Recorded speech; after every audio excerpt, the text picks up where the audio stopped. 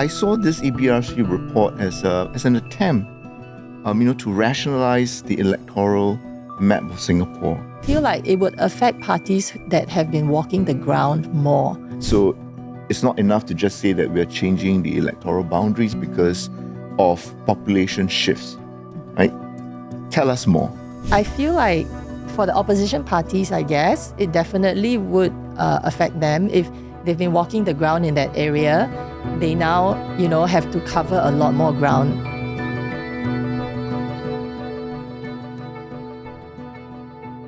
So the Electoral Boundaries Review Committee dropped its report on March 11, and here's a quick summary. So boundaries for GRCs have been rejigged, new SMCs have been carved out, and we have more constituencies with double-barreled names now more than ever.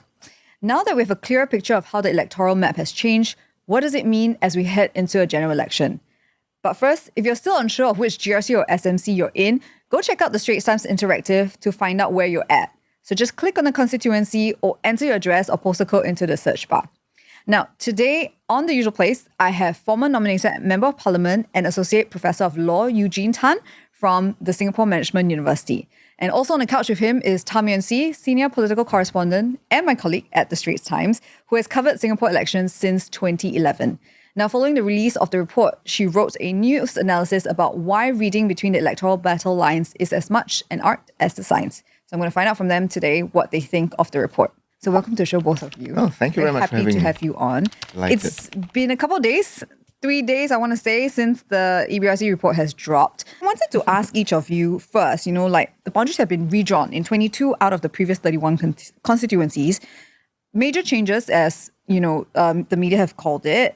Given your experience with elections over the years, how expected or unexpected was this? I mean, Prof, maybe you want to kick us off. Yeah, no, I think the changes were significant in that you have most of the electoral divisions, being affected. But I would still think that most Singaporeans would still be voting in the same electoral division as they did in 2020. I think for me, I saw this EBRC report as an attempt, to rationalize the electoral map of Singapore. And I think that's where, we might see significant changes, right? I think different media have used different terms, but certainly the word extensive came out. Opposition criticized it for gerrymandering. I think these sort of views are in a way unavoidable, right? Because if you start from the premise that there will be boundary changes, then the question is, how do the boundaries ought to be drawn? And I think, you can redraw the boundaries in many ways. But I think it's important to give the EBRC credit in terms of understanding how they went about doing their job. And we must remember that they are restricted or confined by the terms of reference, that were given to them. And we can talk about terms of reference definitely, right? But they have no free hand, if I could put it that way, to decide on what the terms of reference should be. But I think we can say that, in this particular EBRC report, which I think is the most substantive, easily in 20 years, that they have sought to explain. I think people are entitled to disagree with the recommendations, but I think you can't fault the EBRC, for putting out their thought process, how they went about reviewing the boundaries, how they decided on the recommendations. Yes, I want to get your thoughts on when you saw the report. What was the first thing that stood out to you?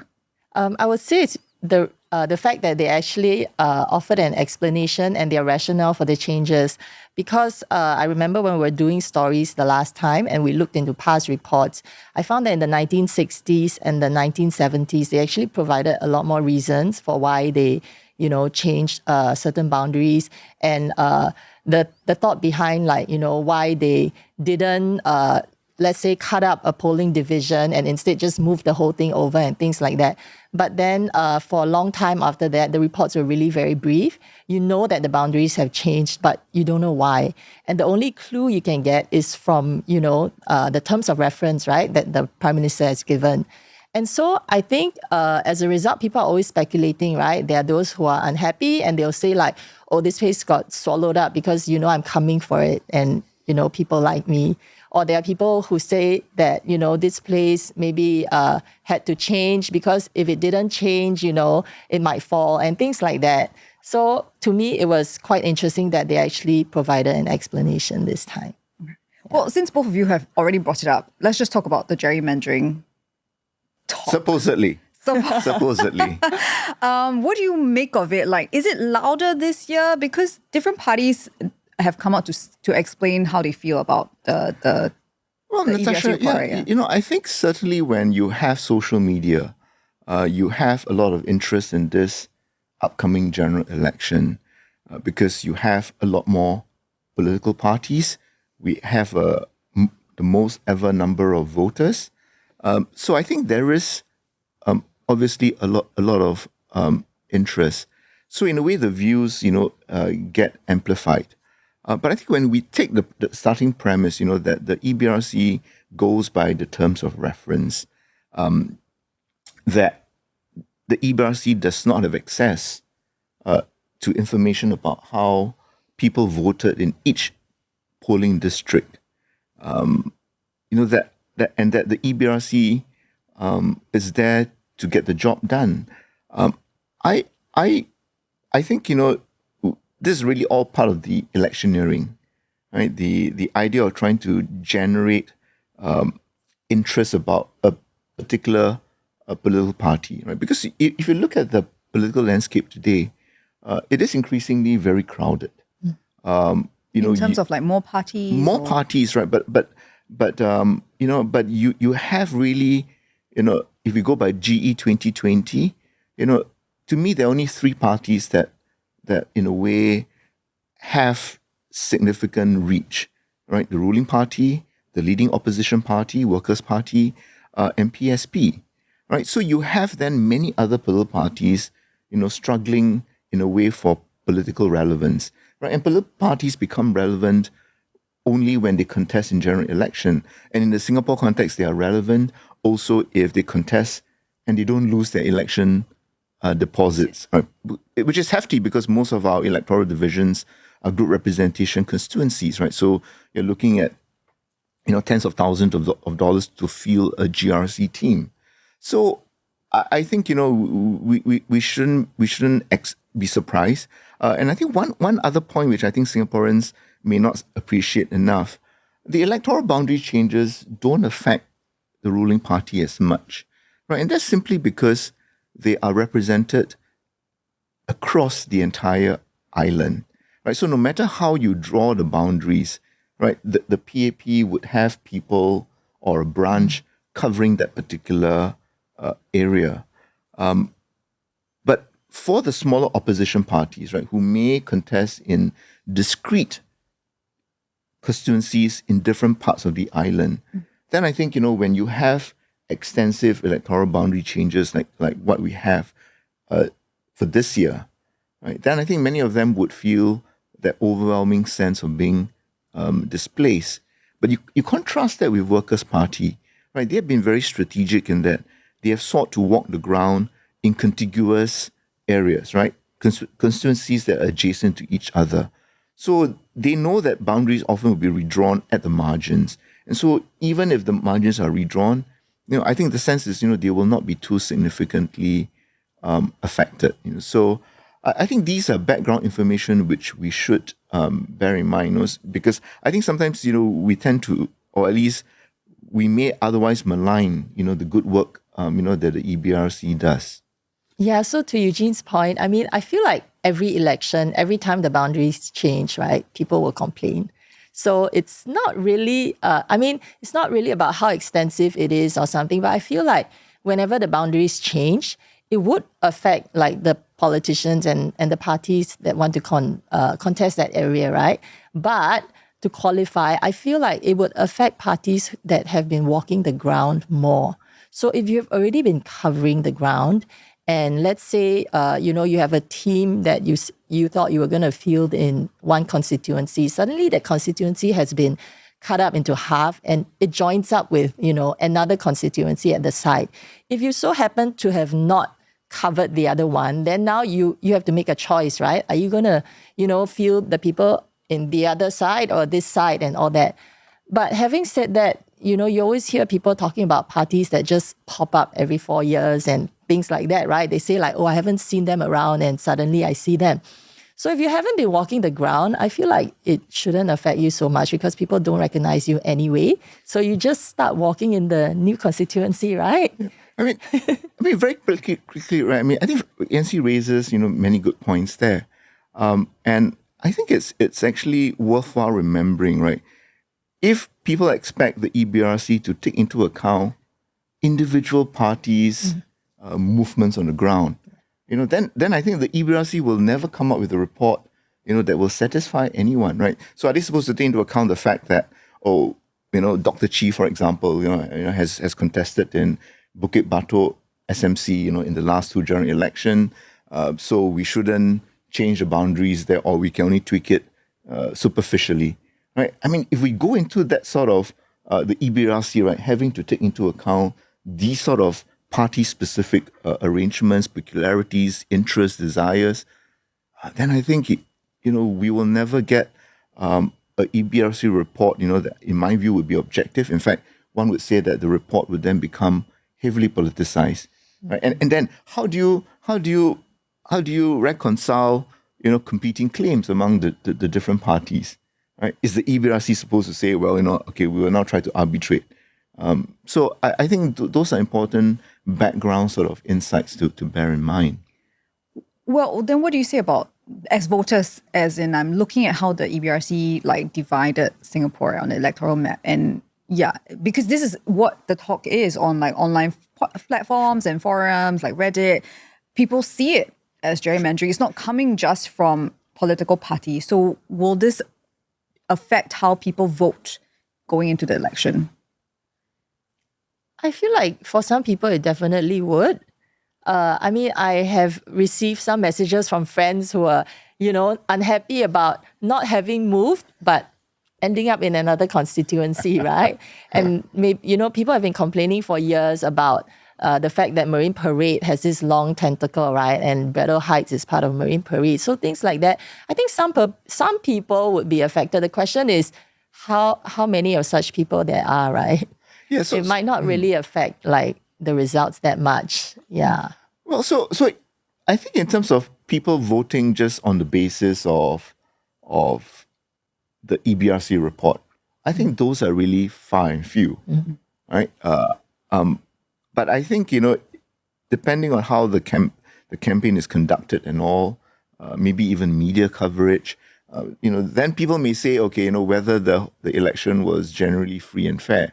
And so some people may say, based on all the different indicators that use, they may come to the view, that it wasn't, and that could affect the way that they might vote in the end. But I think voters are really more concerned about more substantive issues, things that affect them on a daily basis, right? Cost of living, job insecurity, immigration concerns, maybe even geopolitics, given the global flux. I think those are really the sort of big item issues, that people tend to keep in mind, when they are in, the ballot booth. Mm. So I just want to go back to the EBRC report and how you said that it's detailed this year, right? Why do you think they did it this way? I feel like maybe they know that there's some demand for that. Like people do want to know, right? Which is why people end up speculating and trying to guess every time it comes out. And I think that if you want to just, quash the rumors, or if you don't want the crazy conspiracy theories to stick, then providing an explanation helps, right? Because then it comes to who is able to persuade the voter and to tell them okay, this is the reason why I changed this, even if someone else has another story, but at least there are different, 2 different explanations and you can choose which one you want to believe. So I feel like, maybe just more public education and making the electorate more informed. Well, I think we should see it also as the public service, in this case, the EBRC, being more responsive to what I would say are legitimate public concerns, right? So it's not enough to just say that we are changing the electoral boundaries because of population shifts, right? Tell us more. And I think this is really, the EBRC responding to Singaporeans' desire, or rather Singaporeans' need, for the EBRC to tell us more. And so when you look at the report, I think what struck me was, the three sort of big themes that the report was structured around, right? Changes that are due to population shifts, being one. The other was, consequential changes that need to be made because of the electoral divisions, of some electoral divisions have been adjusted. So it's really, in a way, when you're drawing the electoral map, going back to Yuen-C's point about the science and art of it, it's really like one change can have a domino effect, right? Because every electoral division is connected in the sense that there are borders, right, to an electoral division, and so I think that's where, the attempt by the EBRC, to explain more, I think will certainly, be welcome. But as you can see, right, you have a situation where they explain, and then in a way, maybe the unhappiness goes up a few notches. I don't know. Maybe we're quite difficult to please, as a country. But I think it's an attempt. It's an attempt, and I think it is actually a very good move, to explain more. But I think we should also expect that, you certainly don't want a couple of 100-page electoral boundaries report, because I think, as Yuen-C pointed out in her piece, there's so many ways of adjusting the electoral map, right? And I think we should also recognize that EBRC is trying to rationalize the electoral map as a whole, right? They are not redrawing the boundaries or adjusting the boundaries just for discrete GRCs or SMCs, right? In fact, when you adjust one, there will be that knock-on effect. So one of the things that stood out for me was the double-barreled GRC names. So just in case people who are listening want to know, it's Jurong East Bukit Batok GRC. Then you have West Coast Jurong West GRC, Marine Parade Braddell Heights GRC, Pasir Ris Changi GRC. And so I think there are more of it this time around, right? Double-barreled names. What purpose does it serve to have GRCs with double-barreled names? Because it's a mouthful, I have to admit. No, it is. I mean, but it's a very Singapore phenomenon, right? So when we merge, junior colleges or schools, in order to try to keep all the different stakeholders happy, we kind of, put their names together, right? In a way, like couples, sometimes choose to have their children, have both the parents' family names. But more seriously, I think again, the EBRC is trying to enable voters to have, in a way, that a greater affinity to which constituency they are in. Now, I think if we go back to pre-1988, right, when Singapore's electoral map was just single-member constituencies, I think that the identification was a lot stronger, right? So whether it's Radin Mas, Telok Blangah, Ulu Pandan, Joo Chiat, Bedok. Because it was really just It was really, right? It was really, the boundaries were, each district was not very large to begin with. But we then had to have the electoral map change significantly because of the good representation constituencies, right? And I think it's important to recognize that the GRCs is ultimately about ensuring that we have a racially representative parliament, because that's an important part of our multiracialism. And so once you put, what used to be 3, 4, 5, or even 6 discrete SMCs, into one larger block, you are going to lose out on some local distinctiveness. And I think what the EBRC is doing, perhaps belatedly, right, is trying to put an additional name, so that more people can say, well, yeah, I think this sort of connects with it, right? But I think, again, right, when you try to do this, then those who feel that their place names are not included, they will feel excluded, right? So in the end, damn if you do, damn if you don't. Yeah. But I welcome the attempt, right? I welcome the attempt because I think you're trying to balance the need to have GRCs at the same time having voters have that stronger community identification with their the constituency that they are voting in. Yeah. Yeah, the people in Braddock Heights cannot complain anymore. They're on the Yes. map now. They're on the map. They're not just a tentacle. Wait, Yuen-C, did you have anything to add to that? Well, I was going to say that like a long time ago in 1967, when they changed the boundaries, right? That was actually, when they explained why they changed certain boundaries and all that, there was actually something about how they adopted a procedure that, the present electoral division and polling district boundaries, which have been in existence for a number of years, and they were already familiar to the electorate, they tried not to change those things.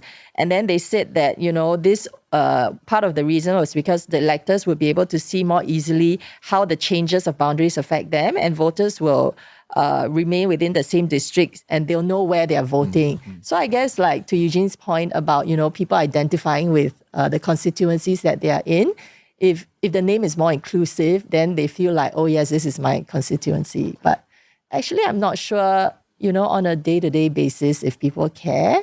I mean, I feel like it's more, you think about it more like during an election. But in the process, we now are also losing some, in a way, fairly established names for particularly single-member constituencies, right? Ihua, for example, McPherson. So we're kind of losing them, and for someone who over the last 30, 40 years, I feel we're kind of losing more and more of some of these sort of established place names. And does it change anything for residents there, or when you say that, what do you mean? No, I think as Yuen-C pointed out, I don't think it does on a daily basis, but I suppose people get reminded of it each time when they go to cast their ballots, right? I'm in Serangoon Gardens, but my GRC is Aljunied. So that there may be a certain sense of being displaced, right? But I think if we look at the names as just being administrative units, then maybe the sense of disconnect may be less.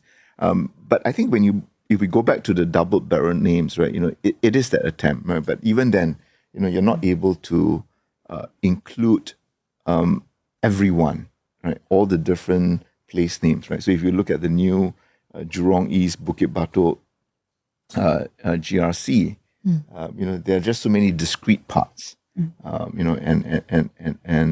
I don't suppose we want a GRC to have multiple names.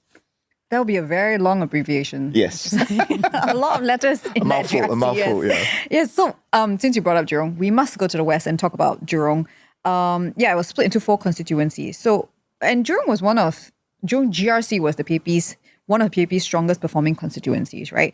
So what do you think happens next for the party, and by extension, the opposition parties that have been walking the ground there? Do you think the carving up changes things?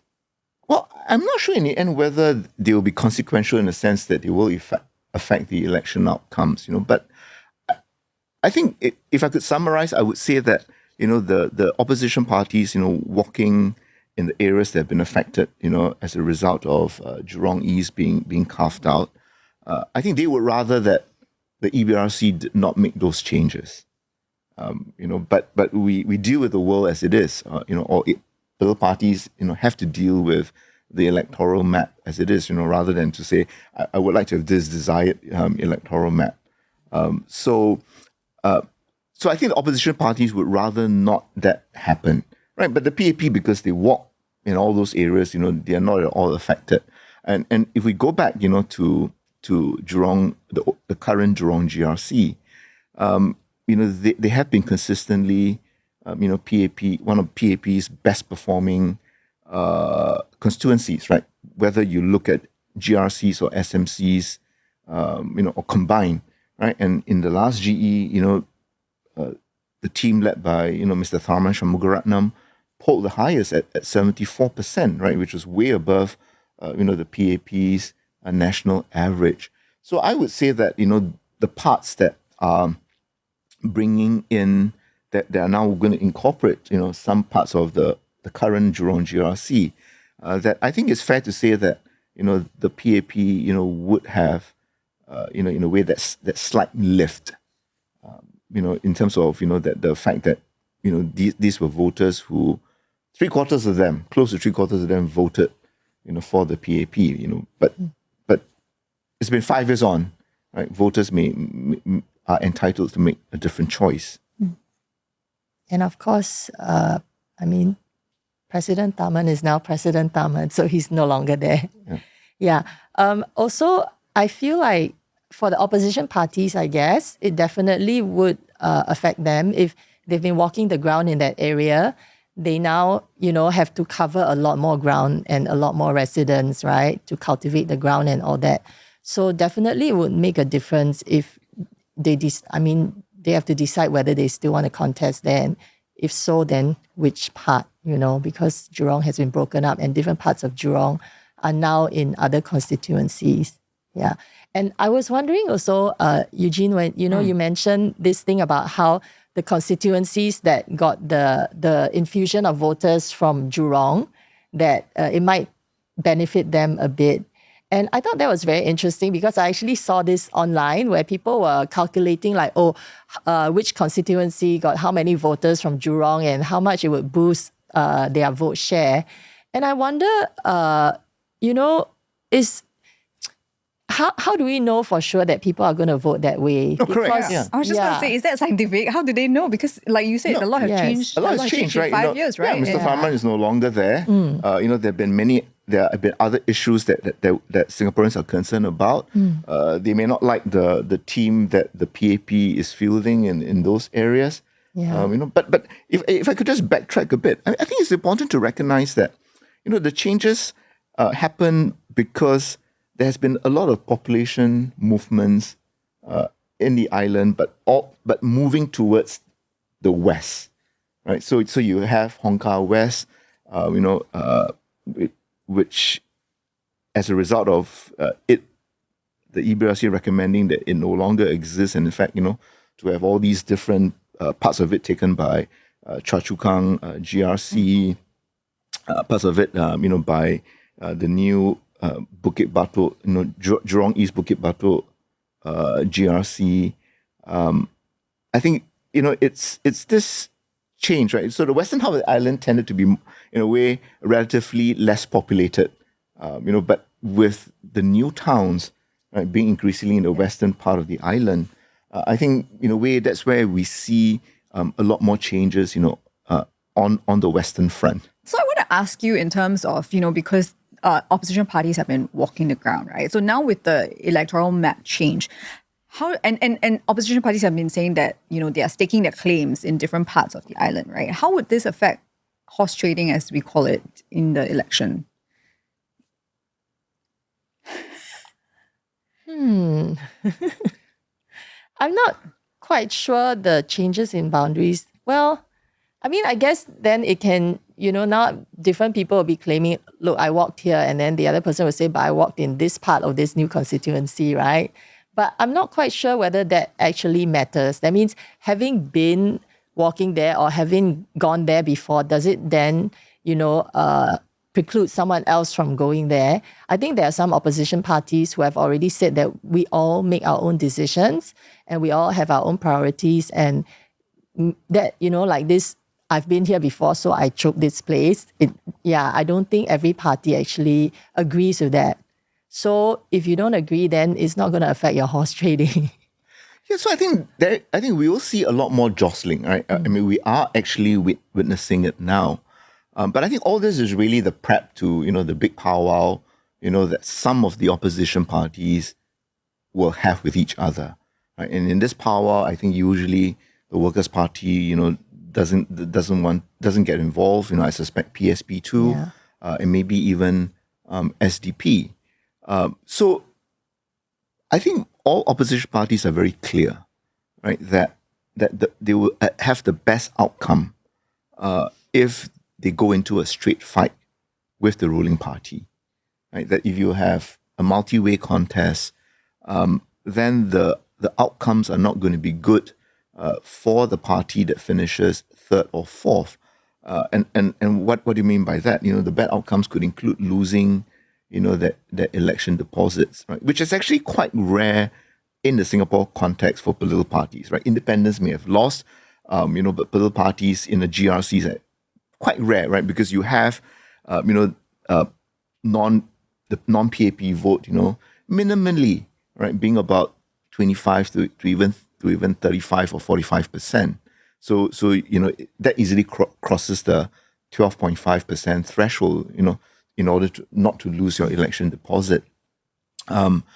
Because I think the Singaporean voters are a pretty savvy lot, meaning, in this case, if it's not a straight fight between the PAP and the opposition, I think voters, those who are inclined towards voting the opposition, right, will say, of the different opposition parties, that the two or three, they'll say, which one has the better chance of being elected, right?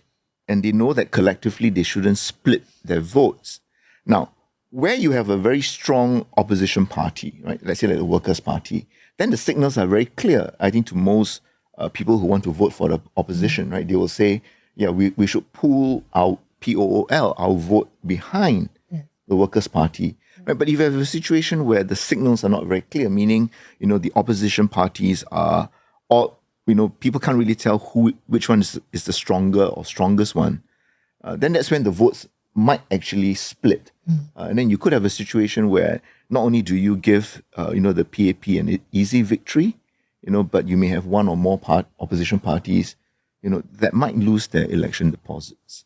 Okay, so I have a minute left, and I'm going to give it to the two of you to tell me which is your pick for the hottest GRC to watch or SMC to watch, and why. Wow, that's a tough one, because we don't know who's facing who. So too early to call yet. Too early to call, but I think if we go by